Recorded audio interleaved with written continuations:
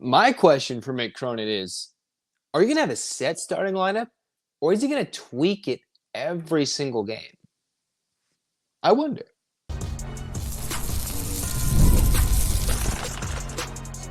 You are Locked On UCLA, your daily podcast on the UCLA Bruins. Part of the Locked On Podcast Network, your team every day. Welcome, everybody, to this edition of the Locked On UCLA podcast. I'm your host, Zach Anderson-Yoxsimer. Thanks for making this show your first listen each and every day. It's free wherever you get your podcast, and it's available on YouTube. Like, comment, subscribe. Thanks for your support. This episode is brought to you by FanDuel. Place your first $5 bet, and you'll be getting started with $200 in bonus bets guaranteed. Visit FanDuel.com to get started. And where we get started today is the UCLA men's basketball team, right? Mick Cronin has us all excited for what this team can do. The 8 newcomers, some of the most returning minutes, percentage scoring-wise, some of the best transfers in the class, I think, that fit in terms of pieces for this team. And the only thing UCLA truly is missing is that top-tier center, which we'll touch on later. My question for Cronin, as I opened with, is UCLA going to have a set starting lineup? I spent a lot of time debating between, is it Dylan Andrews with Skyy Clark or Sebastian Mack?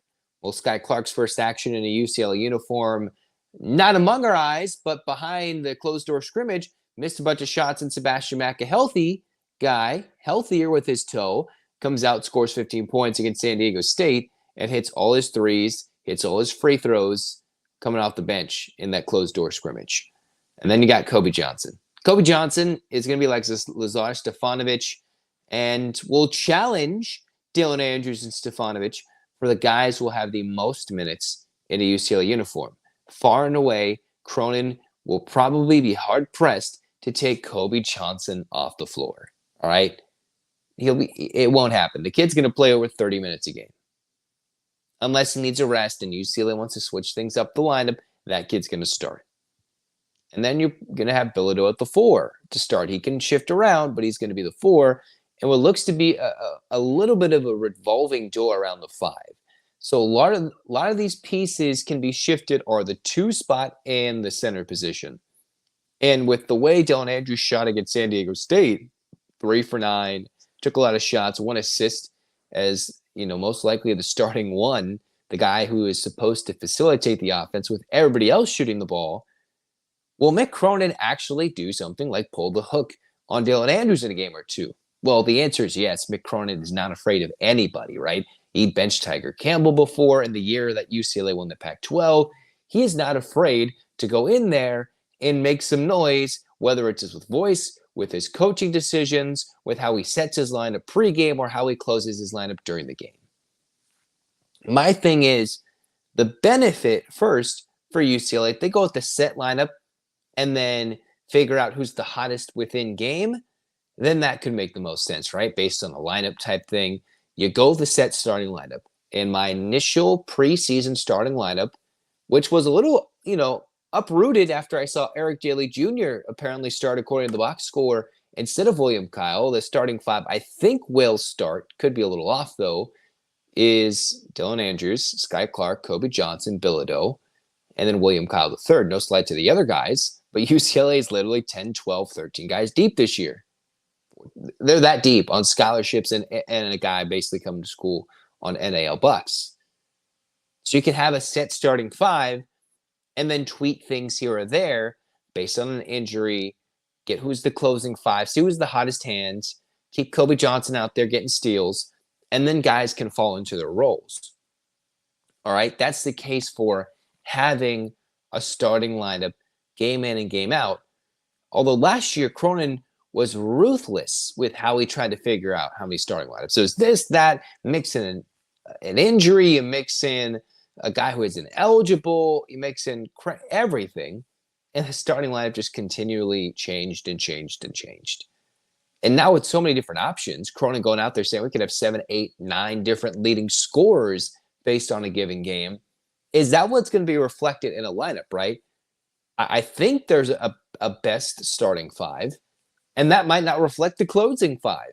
Because if you need buckets and you need free throws made, then you're certainly going to have Dominic Harris on the floor, right?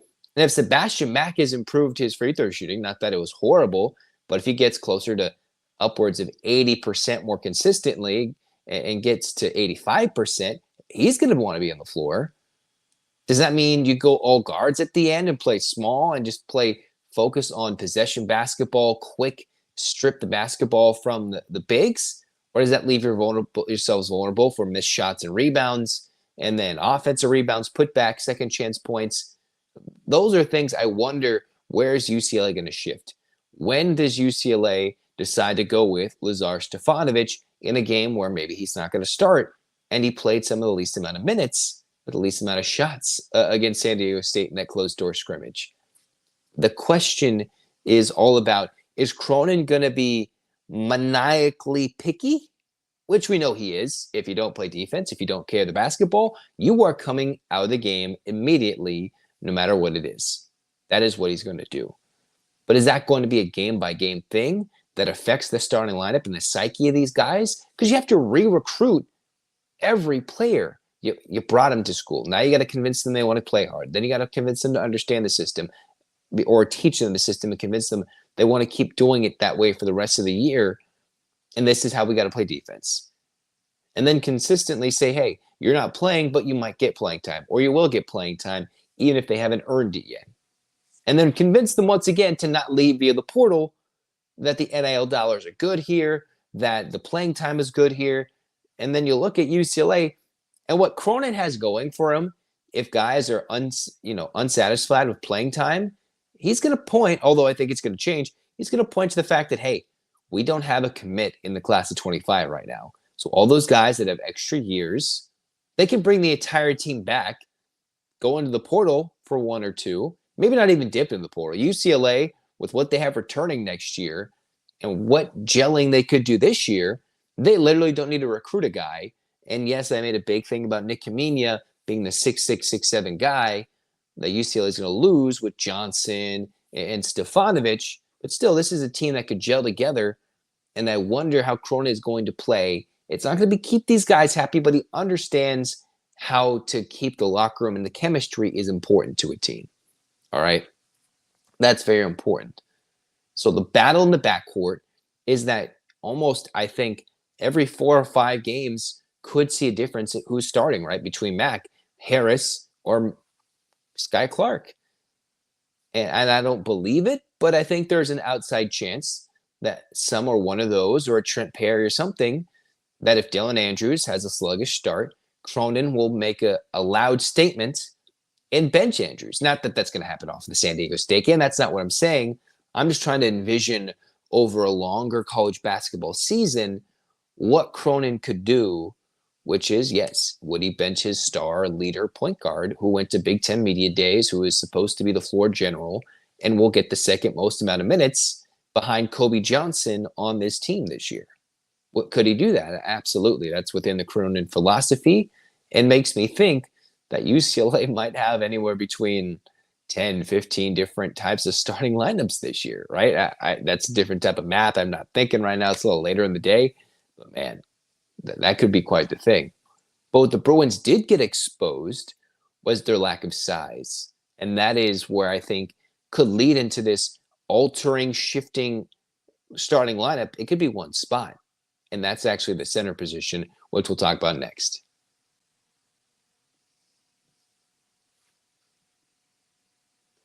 Whether you're hiring for your small business, you want to find out the quality professionals that are right for your role. That's why you have to check out LinkedIn Jobs. LinkedIn Jobs is the tools to help you find the right professionals for your team faster and for free. Because LinkedIn isn't just another job board. They help you hire professionals you can't find anywhere else, even those who aren't actively searching for a new job, but might be open to the perfect role. In a given month, over 70% of LinkedIn users don't visit other leading job sites. So if you're not looking on LinkedIn, you're looking in the wrong place. And on LinkedIn, over 86% of small businesses get a qualified candidate within 24 hours. Hire professionals like a professional on LinkedIn. Post your job for free on linkedin.com/lockedoncollege. That's linkedin.com/lockedoncollege to post your job for free. Terms and conditions apply.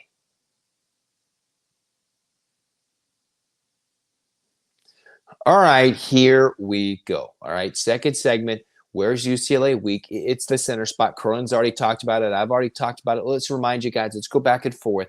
Now that we have a little bit of some actual data, behind closed doors, not the eye test for most of us, close to 99% of the UCLA basketball media fan base population that hasn't seen the Bruins play in person against another opponent. The 5 is supposed to be the weakest link of this year's team. Mick Cronin came out and said it already. Whether Adamar is ready, but he looks a lot stronger. He just hasn't practiced in a while, and he did not participate in the scrimmage, where San Diego State, from what I'm reading, is supposed to be a lot bigger than what most Mountain West teams are. And I guess I haven't fully gone into it as to how many 7-footers or who actually played for the Aztecs that game. But the UCLA Bruins got pummeled in the paint and scored on the perimeter. Last year, they couldn't really score on the perimeter. They couldn't score outside, hit 12 threes in the game. That's not what the Bruins were made of. But for UCLA to score on the perimeter, still get 15 free throws, showcase the versatility for the Bruins this year, while they only scored 6 points in the paint and were minus 20 against San Diego State in that closed-door scrimmage, all right? And Cronin already alluded to it. William Kyle is having a big step up this year in competition. From the Summit League of South Dakota State, yes, all right, he was a Defensive Player of the Year, helped lead the team in the Summit League tournament, got them to the NCAA tournament, and then has come to UCLA. The athleticism fits the mold. But sometimes it's not the guards, in my mind, that struggle the most. Yeah, they might be averaging 18 points per game, whether it's a guy in the Big West locally going to an SEC school or going to a Pac-12 school. They might not put up 20, although some people can. In my mind, I think sometimes it's the bigs. Sometimes it is the big, unless it's Isaac Jones from Utah, from Idaho, from JUCO to Idaho to Washington State, a Washington State team that made the tournament, by the way. I think the big men who aren't fully developed offensively, they're a bit raw but good and just uber athletic, a little undersized. I tend to think those guys aren't always the quick adjusting players unless they're just physically dominant and everybody overlooked them. I tend to think, hey, the big men who these power conferences don't like initially don't just immediately succeed right away. And William Kyle III, he's not standing over a Daimara. He's not standing over any big men. And it was actually Eric Daly Jr. who started. I'm fairly confident. He's a guy who can play a small ball 5. I think that's what Cronin was aiming for against San Diego State, but I'm not picking his brain right now, word for word, mano a mano. But Eric Daly Jr. can play a small ball 5, guard 4 positions. Kyle, and this isn't all on Kyle because he didn't start or play more than half the game like most of these Bruins did. They only got 11 to 15 minutes, so this isn't to pick on him. That's something. Then you've got Daly Jr. from Oklahoma State, who, as I just said, plays a small ball 5. We all saw at Daimara, he lacked not just the strength, but the speed to go with it, the feel of the game, the American college game. There's potential, but it wasn't there. And if he hasn't been practicing, hasn't been going anything else other than lifting, I'm not sure he's ready to go for it at the 5. There's been thoughts maybe you shift Bilodeau to the 4 and you throw Stefanovic, or Bilodeau from the 4 to the 5. You throw Stefanovic at the 4 to get him some minutes, or you throw in another guard, right? You shift Kobe Johnson to a 4, and then you just go uber crazy with the guards. Those are all options. We still got Devin Williams back there, Brandon Williams, some guys 6'10", 6'11", or 6'9", or shorter, right? This is a team that is not the biggest, but they have a lot of big guards, a lot of super athletic guard players. And Cronin likes that, right? The team that made the Final Four had Cody Riley as their starting center. Adem Bona, as athletic as he was, is still not 7 feet. So the Bruins can live with a Daly Jr. and a Kyle III in the paint. If they did it with Cody Riley, if they can figure out a way to succeed, then it's up to the guards to get buckets. It's just they have so many of them, we're just wondering who is going to take the shot. and which one will be the most consistent. So when I think of Cronin should have a set starting lineup, I think the post is going to determine what UCLA does. Are they going to go small? Will they go bigger with an athletic big man to handle the physical presence that this new Big Ten challenge brings? Are they going to go small for the mid-major games that they play all at Pauley Pavilion to start the season, like Ryder? New Mexico presents a different challenge out in Nevada, where they'll play them on a neutral site game. I just wonder how much Mick Cronin might just have different starting lineups based off of the 2 and 5 spot alone, and the center position is the weakness, where they're already bounded by 8, outscored by 20 in the paint by San Diego State. Not always the best thing. Of course, closed-door scrimmage, different whistles, different crowd. Maybe San Diego State's a buzzsaw in the paint that UCLA is just a mismatch. In a game, by the way, that they did lead for over 31 minutes. Over 31 minutes before they blew it and only lost by 5. On the road. Not in front of thousands and thousands of screaming fans at Viejas Arena, but still on the road nonetheless. Which makes me think Cronin will have a starting 5, but he'll also tinker with it. Could be a starting 4 and then 5. It could be like your best 2 guard of the last 2 weeks, he's going to get the start. And then based on the matchup, it might be which center presents the best fit. The guy who can guard 4 spots or the guy who can swat the other big man from behind and just protect the rim a lot better. That's a William Kyle option. Or maybe do you go crazy and go a Daimara early, big, try to get him physical, and just cycle guys in at the 5 spot, showcasing different looks and different reads for the defenses and the offenses, trying to get around a 7'3" guy, and then a super athletic guy, and then someone who can just be in your face and be super frustrating in Eric Daly Jr. All unique things Cronin can throw at the opposition this year, which just just like an endless matrix of trying to figure out what are you going to do, right? You just have so many options. So many options. And we'll continue talking about it next on Locked On UCLA.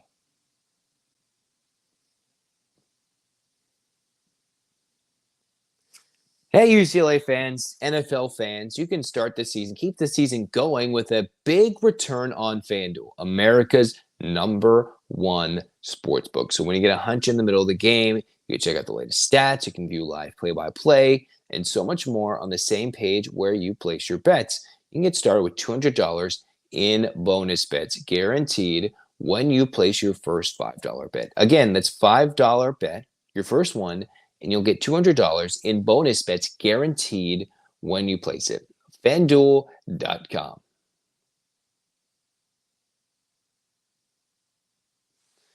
All right, cruising on here, the Locked On UCLA podcast. Last segment for you guys. Zach with you here. UCLA, they can do so many different things. All right, so many different things. And then there's a set group of guys, and then there's kind of like the odd men outs in my mind, right? There's like a few players that I'm not entirely sure where they're going to fit in this year. There's 3 to 4 players. And I think one of them, Cronin already said, Devin Williams still needs to get stronger, as we've seen a Daimara do in his sophomore year. So we'll see how Devin Williams plays and gets minutes this year if that's the case. There are 3 players who could be vital this year and play big roles. And I'm not saying that they won't, but these are 3 players that I think are very, very unique. Brandon Williams, returner, started quite a few games, but very, very young. Could easily redshirt this year. 2, Lazar Stefanovic, the long-lost senior who, if things go wrong and he doesn't play that much, he could redshirt and then transfer elsewhere and then play his last ball of college hoops somewhere. That's not the type of guy he is. That's not the type of culture UCLA needs. They need a captain. And Cronin leans so heavily on Stefanovic, as he will lean so heavily on Kobe Johnson for Stefanovic's minutes this year. It's going to be Lazar Stefanovic and Brandon Williams alongside Eric Freeney. Freeney, I did not see his name in the box score. I'm pretty sure I did not miss it. UCLA played 11 players. He did not play. Daimara was still banged up. So that leaves you with like a Devin Williams, a Brandon Williams, Stefanovic, and Eric Freeney. So when you have one of your 2 youngsters, the guy who committed first, in a guard spot that is so competitive, I think the best thing Eric Freeney might do this year is if Cronin gives him run, he might redshirt. But then I remember watching him in those highlights and the Rico's runs, and it's like, dude, this kid can ball. He just needs an opportunity. Coachable kid, knows what he needs, knows what it's like to, be coached by, maybe not similar coached by Cronin, but can take some tough, loud coaching probably. You have to understand that where you're heading to mixed world, to mixed practice realm. He is going to be on you again and again to get the best out of you. So what UCLA needs to not do is lose all these guys. I wonder what Freeney's role will do. From what I saw from the early stats, Freeney could be an odd man out, or maybe it's just a matchup-based thing. Where does Freeney fall? If there are no injuries in the best case scenario where everybody's eligible all the time, everybody's healthy all the time, is Freeney the odd man out? I've kind of thought so for months, but the kid can ball. I just don't know if his contributions will come in this year. Brandon Williams, if he's developed a more consistent three-point stroke, if he's a little more athletic, then he will earn time on the floor that he was just given last year because he was hardworking, coachable dude as a 17-year-old freshman from New York. And Cronin kept to reiterate that. This is one of the youngest guys that normally players come in 18, 19 already, and they're playing 23, 24, 25-year-olds. And this kid's, 6'4", 6'3", how many years younger? That some of these, Hunter Dickinson, who's staying using that COVID year to bank in on the NIL dollars, no fault to him. That's just a different man, different body size from a youngster who's 17 that's still trying to fill into his own body. That's just completely different. As we've seen Adai Mara go from a very thin, young-looking 18-year-old into a much stronger dude who's Cronin is having him flex for the people at the UCLA scrimmage. Hey, go flex for those guys and showcase the new biceps that he has. Where does Brandon Williams fit in all this? He did get time in the game against San Diego State from the scrimmage stats. I just wonder, that is an 11 minutes. Cronin could rip right out and give to Bilodeau, to Daly, to Kyle, to go elsewhere. Those are 11 minutes that can go anywhere else if players aren't in foul trouble. All right. Devin Williams, I liked the couple of games he played in last year. I thought he made some nice plays, but it comes up to him and both Adai and Mara getting stronger. And with Mara being the 7'3", the taller, I think maybe the more gifted potential offensively, although I think a little less athletic is Adai compared to Devin. It's going to come up down to Devin Williams, the local SoCal Williams, to come through, bulk up, and take the spot from Adai those minutes as the guy similar in size, that 6'11", close to 7-foot dude, if he wants minutes this year. Cronin has kept on saying, hey, this is a guy I think it's going to be a 3 to 4 year player. And the trajectory showcases right now, I'm not sure where those minutes are coming this year. And if he develops and gets stronger, it could come in a year from now. And it's not the worst case at the moment if you redshirt. Absolutely not. It is absolutely not the worst thing if any of these dudes redshirt. It's just a matter of how they utilize it and make sure they don't get burned if that's the case. And then finally, it's Stefanovic. Stefanovic is not going to sit there and redshirt. He's not going to not play. He's going to be a leader. He will be coachable. He will play in games, and he will get minutes. It just won't be 35 minutes a game, 30 minutes a game. Asked to hold the ball, shoot the ball, defend the ball, rebound the ball, be the vocal leader.